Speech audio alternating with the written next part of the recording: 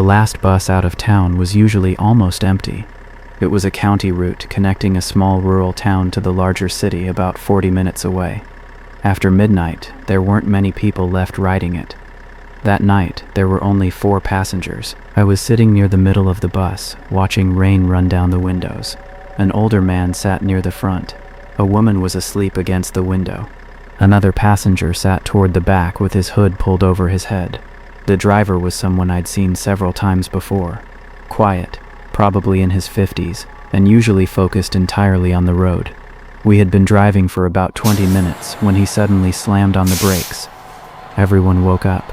The bus stopped in the middle of a dark stretch of road. There were no houses, no streetlights, no intersections, just trees, rain, and empty pavement. The driver stared through the windshield. Then he opened the doors. Cold rain blew into the bus. He stepped outside. I watched him walk several yards toward the side of the road, looking around as if he was searching for someone. After about a minute, he came back. He closed the doors and continued driving. Nobody asked what happened. About 5 minutes later, he stopped again. Same thing. Doors opened. He got out, looked around, came back.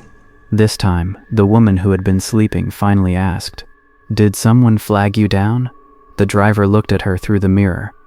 "I thought someone was trying to stop us." "Where?" He pointed behind us. I saw somebody waving. We all looked outside. There was nobody there. The driver didn't say anything else. He started driving. A few minutes later, he stopped for a 3rd time. But this time, he didn't immediately open the doors. He looked into the mirrors. Then he turned toward us. Everybody moved toward the front. Nobody asked why. Something in his voice made us listen. We moved forward. He turned off the engine. For a few seconds, there was complete silence. Then we heard a loud, metallic bang underneath the bus. Everyone froze. Another bang followed. This one sounded like something heavy striking the floor beneath the rear seats. The driver grabbed a flashlight. "Get off the bus." The woman stared at him. "What?" "Get off. Move into the ditch and stay away from the bus." We climbed down into the rain. The driver walked toward the rear. Then the emergency door suddenly swung open. He stopped. He shined his flashlight underneath the bus. For several seconds, he didn't move. Then he crouched down. I couldn't see what he was looking at. Finally, he stood. His face had changed. He told us to stay where we were while he called the police. A few minutes later, he explained what he'd found. Someone had wrapped a heavy metal chain around the rear axle. It had been secured tightly enough that driving farther could have caused serious damage to the bus. I asked him who would do something like that. He didn't know. But then he explained why he'd stopped those 3 times. Each time, he'd seen someone standing beside the road. The first time, the person appeared to be waving. The second time, the figure was farther down the road. The third time, he thought he'd seen someone near the trees. Every time he stopped, nobody was there. The police arrived about 20 minutes later. They examined the chain and the underside of the bus. One officer walked along the roadside with a flashlight. A few minutes later, he found footprints in the mud. They came from the road and disappeared into the trees. There were several sets, different sizes, different directions. Someone had clearly been moving around that area. The bus was eventually towed. We were taken back to town in another vehicle. The next morning, I learned more about what had happened. The chain hadn't been placed randomly. It had been positioned in a way that could have caused a serious mechanical failure if the driver continued at highway speed. Police also found temporary reflective markers along the road. They weren't official. Someone had placed them there to make drivers believe they should slow down or stop. That was when investigators started considering a different explanation. The people the driver thought he had seen might not have been trying to board the bus at all. They may have been trying to make him stop. The first stop, the second stop, the third stop. Each location was isolated. Each had trees nearby, and there were no cameras or buildings around. Nobody was ever arrested. The police never publicly explained who had placed the chain or why. But I still think about that night. The chain wasn't what frightened me most. It was the fact that the driver kept seeing someone beside the road. At the time, we thought he was mistaken. Maybe it was the rain. Maybe the darkness had distorted something. But if he hadn't stopped to investigate, we might have driven straight into whatever someone had prepared farther down that road. The driver probably saved everyone on that bus without even knowing it, because the moment he saw that chain underneath us, he finally understood something none of us had. Those 3 empty roadside stops hadn't been random.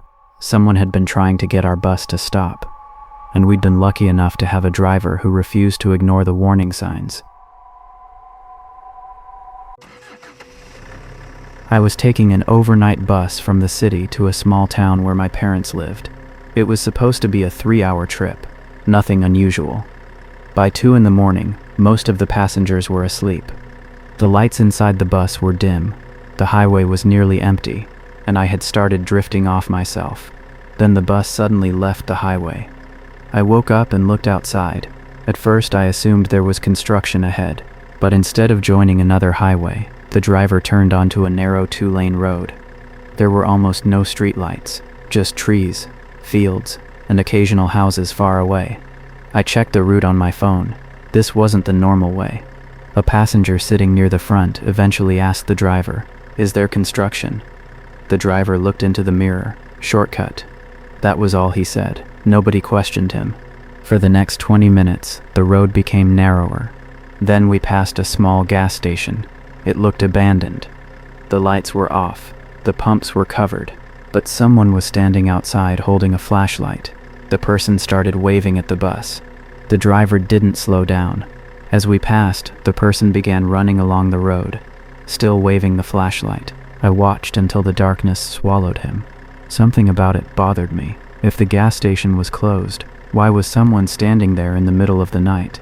10 minutes later, the bus stopped. Not at a station, not at a rest area, just on the side of an empty road. The driver turned off the engine. Everyone started waking up. He opened his door and stepped outside. I watched him walk around the front of the bus. He crouched down. Then he stood and looked toward the road ahead. He immediately came back inside. Before closing the door, he said, "Everybody stay inside." Nobody moved. He locked the doors. Then he started the engine again. A passenger asked, "What's wrong?" The driver didn't answer. Instead, he turned the bus around. As we began making the turn, something slammed into the rear window. Everyone jumped. It sounded like a rock. Then another object hit the side of the bus. Someone screamed. The driver accelerated. Another rock struck the rear.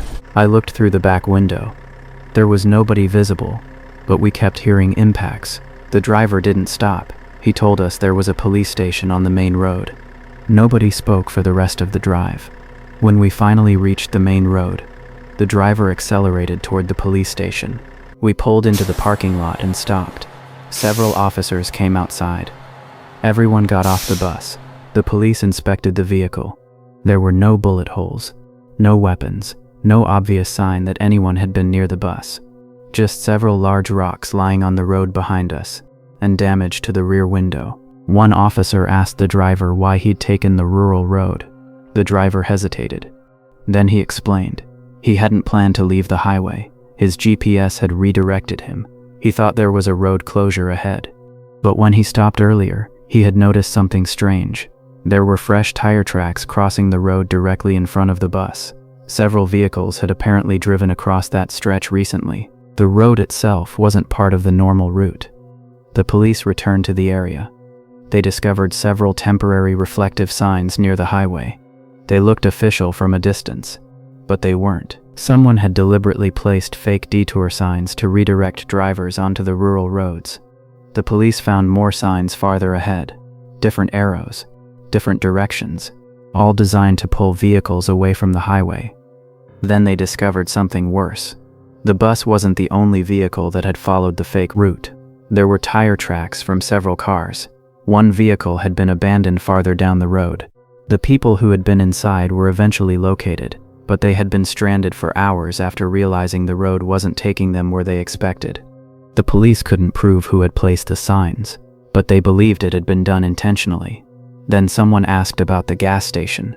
The driver described the person holding the flashlight. The officer immediately asked, "Did he try to stop the bus?" The driver said yes. The officer shook his head. "He wasn't trying to stop you. Apparently, the person had been trying to warn drivers. He had seen the fake detour signs and realized something was wrong. The driver had mistaken the warning for someone trying to flag down the bus. That detail stayed with me, because I remembered the man running alongside the road. He wasn't chasing us. He was trying to get our attention, and we had driven straight past him. The police never found whoever placed the signs. They also never explained who threw the rocks at the bus. But investigators believed the people responsible realized we were turning around and tried to scare the driver into stopping. That was the part that bothered me most. They hadn't tried to attack us while we were on the highway. They had first changed the road. They had made a fake detour look legitimate. They had moved vehicles toward an isolated area where there were almost no witnesses. And when our driver realized something was wrong, someone tried to keep us from leaving. I've taken overnight buses since then, but I never sleep through unfamiliar turns anymore. Whenever a driver leaves a major highway unexpectedly, I check the route myself. Because that night taught me something I never used to think about. A dangerous road doesn't always look dangerous. Sometimes it looks completely normal. Sometimes there are signs telling you exactly where to go. And sometimes, the most frightening part is realizing that someone else put those signs there for you. I was driving the last route of the night. It was a little after 2 a.m., and by the time I reached the final stop, the bus was almost completely empty. Only one passenger had gotten off there. I watched her walk away from the bus stop and disappear around the corner. I waited a few seconds, closed the doors, and drove the bus back toward the depot. I had been a bus driver for almost 8 years. The end of route inspection was routine. I parked the bus, turned off the engine, switched on the interior lights, and walked from the front to the back. Every seat was empty. I checked underneath the seats. Nothing. I opened the rear emergency door and looked around the last row. Nothing. I closed everything and stepped off the bus. I had just reached the depot office when my radio crackled. Dispatch said, "Did you just leave a passenger at the last stop?" I thought they were joking. "No, bus is empty." There was a pause. Then dispatch said a woman had called them. She claimed she was still on my bus. I looked back through the depot window. The bus was sitting exactly where I'd left it, locked. I told dispatch there was nobody inside. The woman called again. This time, she described exactly where she was sitting. Last row, left side. I went back to the bus. I unlocked it. The last row was empty. I checked underneath the seat. Nothing. I searched the entire bus again. Every seat, every aisle, the storage compartments, the restroom at the rear. Nothing. I radioed dispatch. The woman called again. Her voice sounded different this time.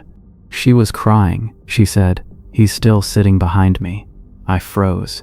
I asked dispatch what she meant. They asked the woman to describe the man. She refused. She said she didn't want to turn around. I asked dispatch where she was. She gave them the bus number. My bus. I was standing inside that exact bus. There was nobody there. I suddenly noticed something beside the rear emergency window. The safety hammer was missing. I checked the mounting bracket. Empty. Then I saw scratches around the emergency exit glass. Small scratches. Fresh ones. I stepped off the bus and locked it again. I called the police.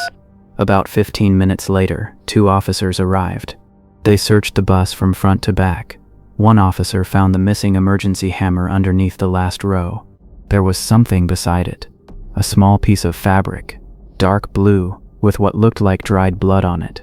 At that point, the officers stopped treating the call as a strange passenger complaint. They started looking for the woman. She was eventually found several blocks away, hiding behind a closed business. She was shaken but alive. She told police she'd boarded my bus earlier that night. A man got on afterward. He sat behind her. At first, she didn't think anything of it, but as the bus emptied, she noticed he wasn't getting off. When they reached the final stop, everyone else left. The man remained seated. She waited. He didn't move. She became frightened and quietly walked toward the front. She got off without looking back. Then she ran. The man followed her. She hid behind the building and called dispatch. But she said something that confused everyone. She claimed she could still hear him inside the bus. even after she had escaped. The officers went back to the depot. They reviewed the bus cameras. The woman was clearly visible boarding. Several minutes later, the man appeared behind her. He sat in the rear section.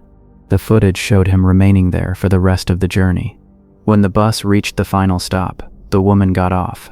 The man stayed seated. The bus drove away. The officers watched carefully. Eventually, the man stood. He walked toward the rear emergency exit.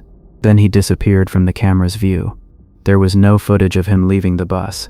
No door opened. No one else entered. The officers searched the bus again. They found fresh dirt underneath the rear seats, more blood, and the missing emergency hammer. But they couldn't find the man. There was no hidden compartment, no open panel, no damaged floor, nothing that explained where he had gone. The woman later told police she was certain the man had been sitting directly behind her. She remembered hearing his breathing. She remembered his shoes against the floor. She remembered him standing when she got off, but she never saw his face. The driver quit 2 weeks later. I don't blame him, but one part of the incident still bothers me. The first call from the woman came while I was standing inside the locked bus. She never told dispatch she was outside. She never said she'd escaped. She simply gave them the bus number. When the dispatcher asked how she knew which bus it was, the woman answered, "Because I'm looking at it." She was standing several blocks away. She couldn't possibly have been inside the bus. And yet, when the officers later listened to the dispatch recording again, they noticed something in the background of her call, very faint, almost impossible to hear. A metallic sound, like someone tapping on glass, 3 times. The same sound the driver had heard from the rear of the bus while it was parked at the depot. The officers never proved who the man was. They never found him, and the woman never rode a bus again. Neither did I, because sometimes I think about that empty bus sitting inside the depot at 2 in the morning. Every seat checked, every door locked, nobody inside, and still, someone had been there. The only question nobody could answer was how he got off, or whether he ever did.